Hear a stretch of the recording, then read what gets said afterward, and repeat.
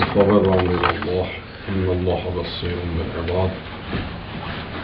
أستغفر الله وأستغفر التوبة. لا حول ولا قوة إلا بالله العلي العظيم. أعوذ بالله من الشيطان الرجيم. بسم الله الرحمن الرحيم. هو الله الذي لا إله إلا هو عالم الغيب والشهادة هو الرحمن الرحيم. هو الله الذي لا إله إلا هو الملك القدوس السلام المؤمن المهيمن العزيز الجبار المتكبر سبحان الله عما يشركون. هو الله الخالق الباري المصور له الأسماء الحسنى يسبح له ما في السماوات والأرض وهو العزيز الحكيم. والصلاة والسلام على أشرف الأنبياء والمرسلين أبي القاسم محمد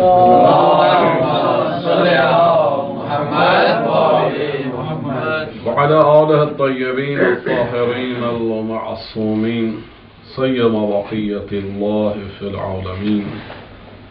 ولعنة الله على أعدائهم أجمعين من الآن إلى قيام يوم الدين. قال الحكيم في كتاب المجيد والفرقان الحميد. بسم الله الرحمن الرحيم. وإذا مرضت فهو يشفين. صلوات.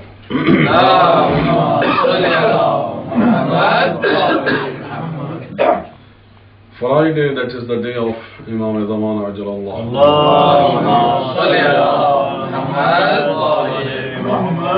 The day of dua, the day of gathering, the day of worship, the day of thanksgiving. May Allah subhanahu wa ta'ala shower His bounties and mercies upon all of us.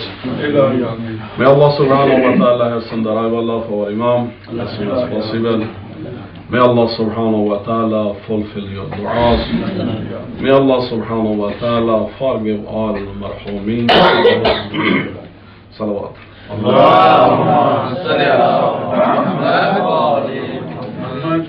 وإذا مرضت, whenever I am sick, whenever I am ill, I am not feeling well, فهو يشفين. This is Allah who is giving me remedy, who is providing me the cure of diseases. So this verse is attracting us towards Allah subhanahu wa ta'ala, the one who has created, the one who is kind, the one who is merciful, the one who is providing us without our demand, the one who is taking care of us. We need to have strong communication and strong relation with our Lord, because our ultimate destination, our journey will end with His meeting. That is liqa Allah, that is the day of judgment, that is the day of accountability.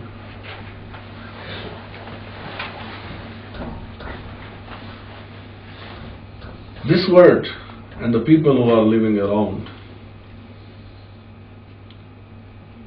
some are our relatives, some are our friends, some are our enemies, and majority of the mankind, we are not familiar with them. But as a whole, this word and everything that is in this word, we cannot consider wholly solely that is our friend. In Surah Shu'ara, all these words are word of Nabi Khuda Hazrat Ibrahim.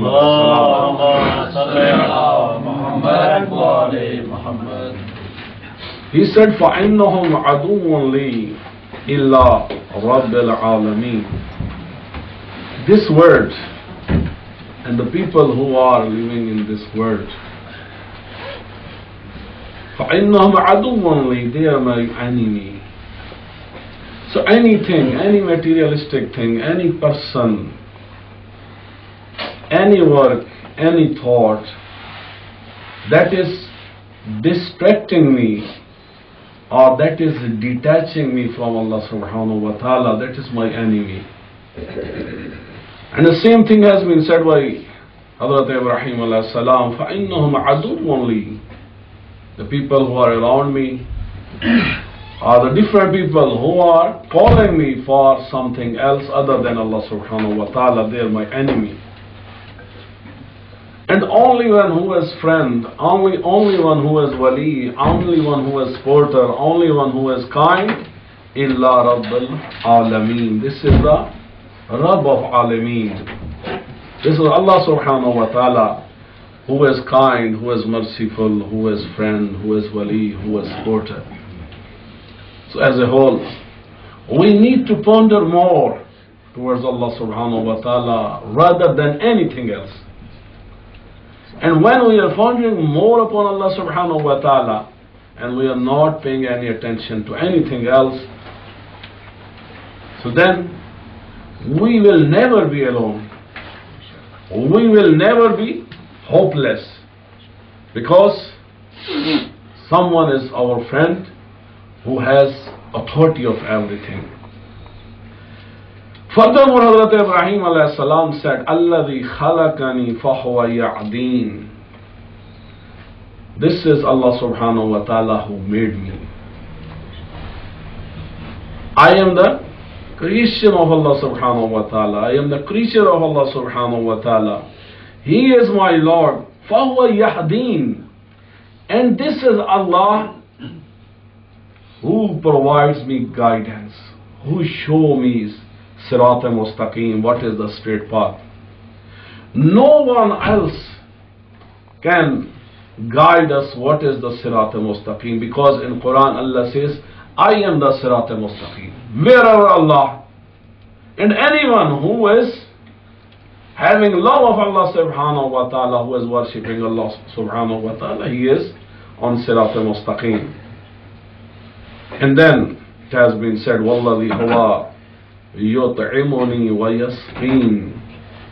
And this is Allah, whenever I am hungry, He is providing me food. Walladhi huwa yut'imuni. Whenever I am hungry, whenever I need something for the requirement of my body, so this is Allah who has provided me sustenance, who has provided me risk, who has provided me food. Wa yasqin. And whenever I am thirsty, He is providing me the drinks. This is Allah who is providing us drinks. This is Allah who is providing us food. So when everything is coming from Allah subhanahu wa ta'ala, then why we are looking around anybody else rather than Allah subhanahu wa ta'ala? Salawat. Allahumma salli ala Muhammad wa ali Muhammad. But when we are eating food, Allah subhanahu wa ta'ala has made us, He has provided us food and drinks. But among the foods, some food are haram, some are halal. Some drinks are haram, some are halal. And all those foods and drinks which are halal, although which are haram, are most harmful for us. So that's why we have been prohibited not to go towards haram, because that is harmful physically and spiritually for us. But those foods and those drinks which are halal, if we are doing israf, then the same food, the same drink that is halal, that will be harmful for our body. That will create different diseases. That will make sick to our body and our soul. So sometimes we are buying the food, we are buying the drinks. For example, we are putting the drink in the glass of water and we are just taking few drops, and rest of the water or drink we are throwing out, throwing away. So that is wastage of drinks. Sometimes we are buying food, we are cooking food, putting a lot in the plate and eating a little bit. Maybe we don't like the taste, maybe we don't like that food, or maybe already our tummy is full, but our eyes are hungry. The main thing is our eyes, control of our vision, control of our sight, control of our eyes. Until and unless our eyes are greedy, we cannot say that we are not doing israf, we are not wasting the things. But sometimes we are eating, but we are doing overeating. That is also israf. Why? On one side we are eating more, the same food maybe 2 persons can share, but one person, once that food has been used by one person, that is israf. Secondly, when more than the requirement of my body will go into my body, that will upset the body, that will create problem, that will make sick to my body. So that's why, although all halal food and drinks, this is Allah wallazi huwa yut'imuni wa yasqin. This is Allah who has provided us drinks and foods, but at the same time He told us what is haram, what is halal, and out of halal foods how much we have to use. Because if we use plenty of drinks and plenty of foods, so that will also make us sick. So that's why Hazrat Ibrahim alayhi salam said, وَإِذَا مَرِضْتُ فَهُوَ يَشْفِينِ. So this is Allah, sometimes due to my laziness, sometimes when I am careless and I am using more than what is needed by my body, so then there are different diseases.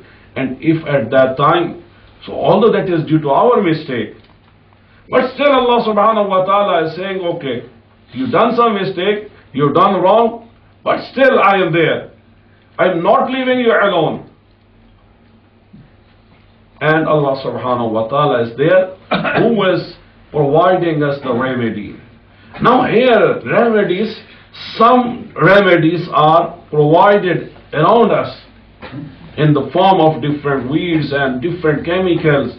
And nowadays we have changed those weeds and those chemicals into tablet and into capsules and into different medicines. We know, so all these weeds and medicines and chemicals which are helpful and reducing or removing our diseases have been produced by Allah subhanahu wa ta'ala. So these are external sources. But sometime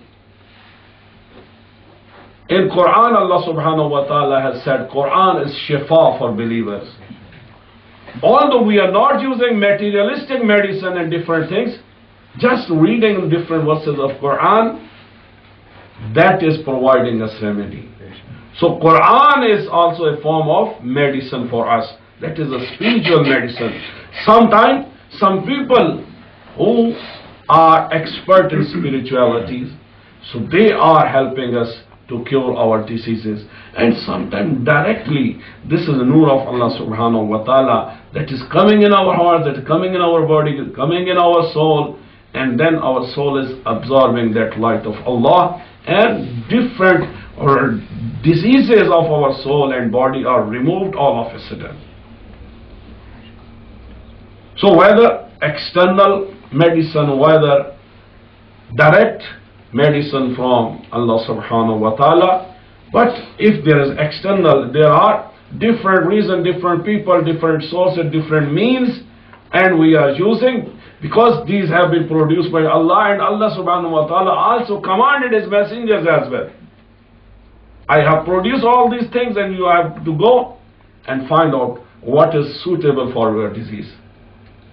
So everything is related with Allah subhanahu wa ta'ala. But when we are going to the doctor, when we are buying a medicine, at that time we should not say, this is the doctor who gave me the cure, this is the medicine that has cured my disease. Again we have to say, وَإِذَا مَرِضْتُ فَهُوَ يَشْفِينِ. This is Allah subhanahu wa ta'ala. Whenever I am sick, He is providing me the cure. He is giving me the health. He is changing me. He is making me perfect. Salawat. Allahumma salli ala Muhammad wa ali Muhammad. Allahumma salli ala Muhammad wa ali Muhammad. But again, when we are alive, Sometimes we are healthy, sometimes we are sick. Hazrat Ibrahim alayhi salam said, the next step of this is وَالَّذِي يُمِيتُنِي ثُمَّ يُحْيِينِ. This is Allah, this is my Lord, who has given me death, who has given me life. So, yes, the people who are going to die, always there is some cause of death. There is some reason, there is some disease. So every disease is curable. And if Allah subhanahu wa ta'ala is deciding to cure something and giving the life, so that's possible. But kullu nafsin dha'iqatul maut, everybody should taste. This mouth is a kind of also a drink, a kind of food. Maybe most of us, we are not willing to buy this product of death. But for some people, the same death, that has a beautiful taste. Some people are waiting for years and years, like our Mawla Hazrat Ali ibn Abi Talib. He was waiting all the time for shahadat, for the taste, to taste what is death. And all the believers who are true followers of Ali ibn Abi Talib, they should also wait for this. And waiting means we have to prepare ourselves.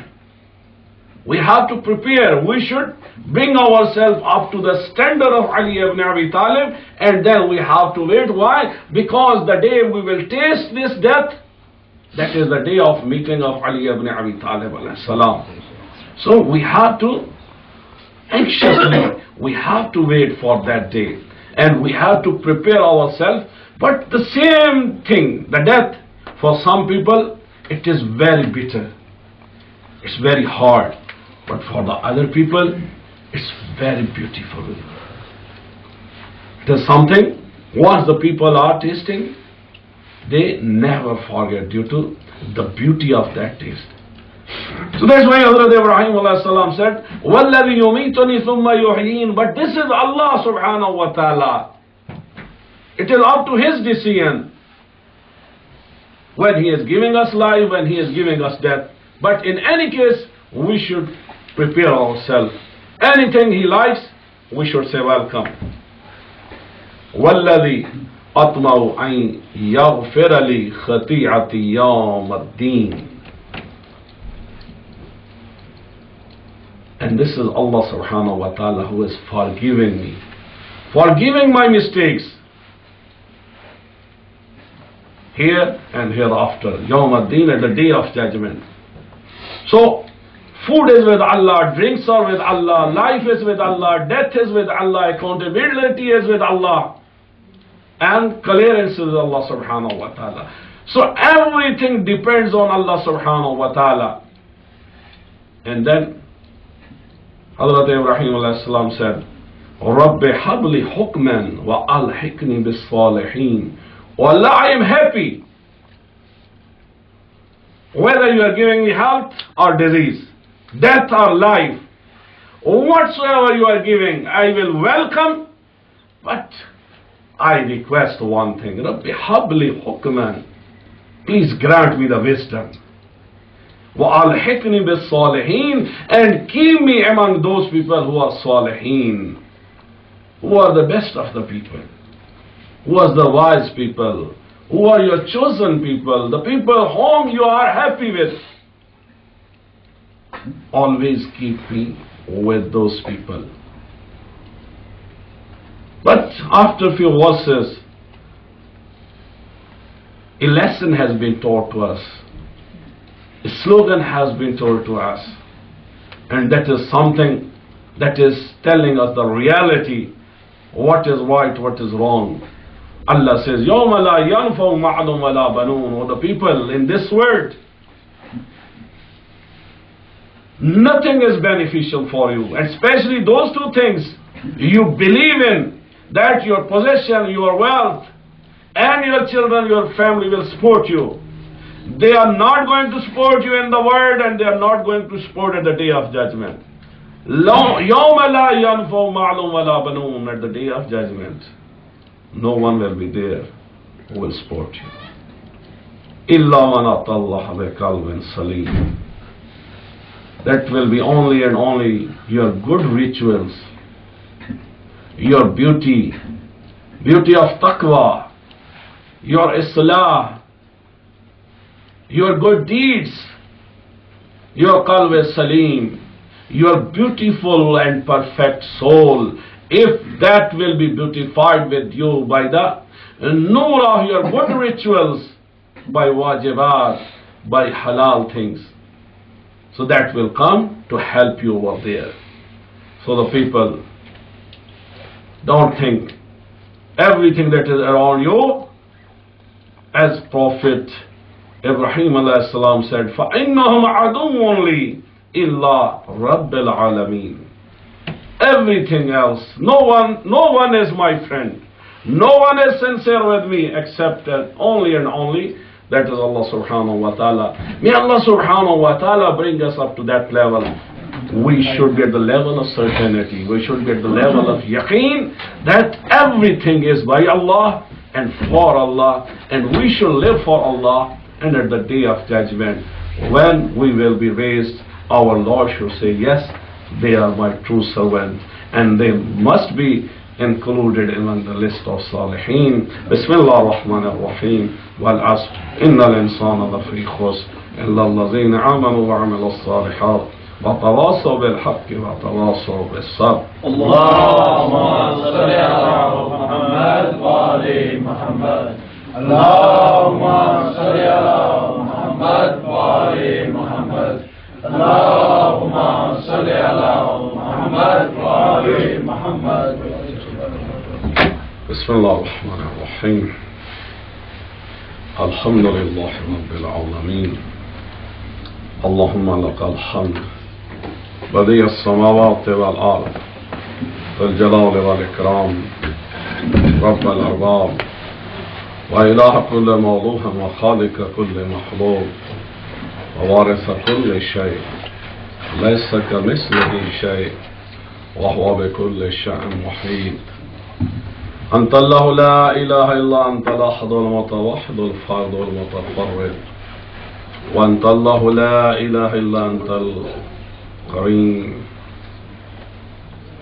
والصلاة والسلام على أشرف الأنبياء والمرسلين أبي القاسم محمد. اللهم صل على محمد وعلى علي بن أبي طالب أمير المؤمنين. اللهم صل على محمد وعلى فاطمة الزهراء سيدة نساء العالمين. اللهم صل على محمد وعلى الحسن والحسين سيدي شباب أهل الجنة. اللهم صل على محمد وعلى علي بن الحسين وعلى محمد بن علي وعلى جعفر بن محمد وعلى موسى بن جعفر وعلى علي بن موسى وعلى محمد بن علي وعلى جعفر بن محمد وعلى موسى بن جعفر وعلى علي بن موسى وعلى محمد بن علي وعلى علي بن محمد وعلى حسن بن علي وعلى الخلف القائم المنتظر المهدي. اللهم صل على محمد اللهم اجعل ظهور انه يرونه بعيدا ونراه قريبا برحمتك يا ارحم الراحمين. اللهم افتح لي ابواب توبتك ورحمتك ورزقك الواسع إني إليك من الراغبين وأتمم لي إنعامك إنك خير المنعمين. اللهم اجعل بقية عمري في أداء فرض الجمعة والحج والعمرة ابتغاء وجهك يا رب العالمين. وصلى الله على محمد وآله الطيبين الطاهرين المعصومين. اللهم صل على محمد وآل محمد. أوصيكم بتقوى الله في أمركم. حسن گرامی، اللہ کی عظیم نعمت کہ اللہ نے ہمیں انسان اور مسلمان اور مومن بنایا. ہم جتنا بھی شکر کریں وہ کم ہے. اس لیے ہر دن اور ہر رات جتنا زیادہ ہم اللہ کی عبادت کر سکیں، اللہ کا شکر ادا کر سکیں، وہ ضرور کرنا چاہیے۔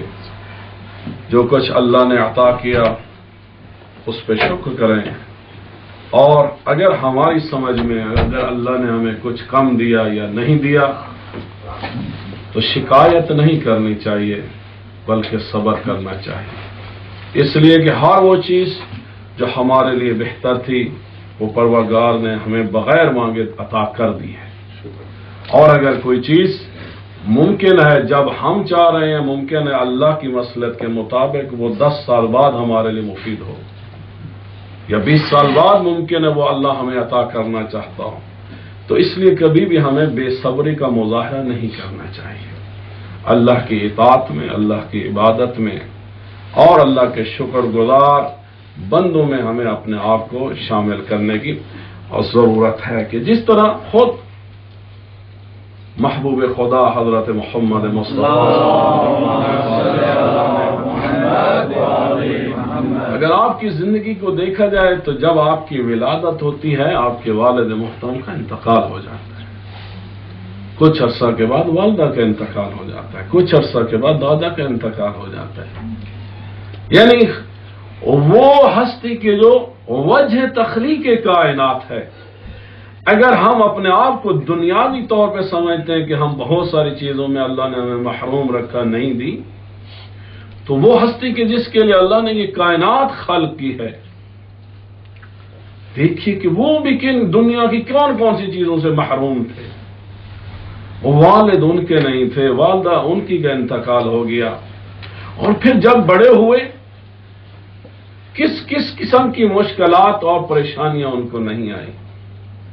وہی مکہ کے لوگ جو اس خاندان کی تعریفیں کرتے تھے، اس خاندان کے غلام تھے، لیکن جب محمد مصطفیٰ نے حق کی بات کی تو وہی لوگ مخالف ہو گئے، انہی لوگوں نے ستایا، انہی لوگوں نے زخمی کیا، روحانی طور پہ بھی اور جسمانی طور پہ بھی۔ لیکن جب کبھی ان سے کہا بھی جاتا تو وہ صرف اور صرف یہی کہتے ہیں، اللہ ان لوگوں کی اصلاح فرما، ان لوگوں کو حق کے راستے پر لے آ۔ کبھی انہوں نے اپنی ذاتی تکلیف کو، ذاتی محرومی کو نہیں بیان کیا کہ اللہ تو نے یہ نہیں دیا، وہ نہیں دیا، خدا نے انہیں ہر چیز عطا کی ہوئی تھی، لیکن جس انداز میں ان کا پروردگار چاہتا تھا کہ وہ رہیں، اسی انداز میں انہوں نے لوگوں کے درمیان رہ کے دکھایا۔ 28 صفر جو کہ ہمارے آقا مولا کی وفات کا دن ہے، شہادت کا دن ہے، اور وہ دن ان کے بیٹے امام حسن مجتبی علیہ السلام کے بیان، انشاءاللہ کل اور پرسوں یہ ایام ہے شہادت کمامیٹ کیے جائیں گے، آپ سے شرکت کی اپیل ہے۔ لیکن ان دنوں کو منانے کا مقصد، مجالس رکھنے کا مقصد یہی ہوتا ہے کہ ہم ان کی لائف ہسٹری کو پڑھیں، ان سے کچھ سیکھیں، ان کے اپنے آپ کو قریب کریں۔ یہ نہ ہو کہ ہم روایتی طور پر دن آتے رہیں، ان کو مناتے رہیں۔ بہت سارے لوگ تو اتنی بھی تکلیف نہیں کرتے کہ ان دنوں کو یاد کریں یا کسی پروگرام اور مجلس میں شرکت کر لیں، اور جو کر لیتے ہیں وہ یہ بھی اگر ہدف حاصل نہیں کرتے کہ میں نے اس سال ان کی اس یوم شہادت پر کم از کم ان کی زندگی سے ایک ان کی اچھی صفت کو اڈاپٹ کر لوں، اپنے اوپر اس صفت کو اپنے اندر پیدا کر لوں، یہی مقصد ہوتا ہے، یہی ہدف ہوتا ہے ان ہستیوں کو یاد کرنے کا، کہ ہم اپنے آپ کو صالحین میں سے بنائیں، متقین میں سے بنائیں، ان کے قریبی اور پیارے لوگوں میں سے بنائیں، اس مقام پر لے آئیں کہ وہ کہیں کہ یہ ہمارے ہیں۔ یہی مقصد ہے بار بار ریمائنڈ کرنے کا، ان ایام کا بار بار تکرار کرنے کا، بار بار یوم شہادت منانے کا یہی مقصد ہے کہ ہم جو مقصد اور ہدف انہوں نے بیان کیا اس مقصد اور ہدف کو حاصل کرنے کی کوشش کریں۔ اور ایک چیز جو خود اس عظیم اور رسول حضرت پروردگار کی طرف سے